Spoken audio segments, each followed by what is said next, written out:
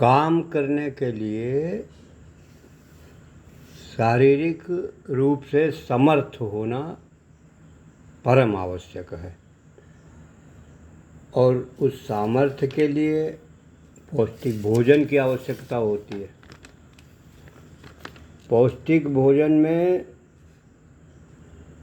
हर ज़रूरी चीज़ का शामिल होना आवश्यक माना जाता है, जैसे फल, सब्जियां, अनाज, कंद, दालें, तेल आदि का समन्वय होना परम आवश्यक होता है।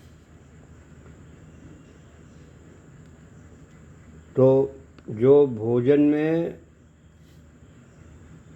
सभी कुछ समाहित किए हुए कुछ खाद्य पदार्थ हैं, जिनमें साबूदाना का बड़ा महत्वपूर्ण स्थान होता है।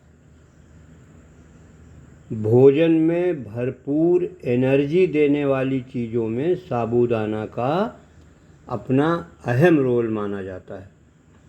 इससे बनने वाली खिचड़ी, खीर, कचरी, पापड़, पकौड़ी इत्यादि को एनर्जी का फुल डोज माना जाता है।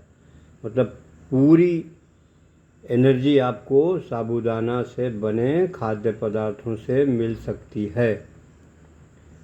साबूदाना को carbohydrate, B vitamin, B complex, folic acid, potassium, calcium का ज़बरदस्त स्रोत माना जाता है। और भारतीय परंपरा में तो ये फलाहार की श्रेणी में है। फल से बनता ही है, कंद से, तो व्रत में भी इसका प्रयोग किया जाता है। खाने में इसके उपयोग से थकान, ब्लड प्रेशर, वज़न बढ़ना, हड्डियों की समस्या इत्यादि से बचा जा सकता है। ये चेहरे के लिए एक बेहतर फेस मास्क का काम भी करता है, इसलिए बाज़ार में इसका रेट अच्छा बना रहता है। अब ये साबूदाना बनता कैसे है, इस प्रक्रिया को जानते हैं। साबूदाना कसावा नाम के फसल के कंद की प्रोसेसिंग के बाद तैयार किया जाता है।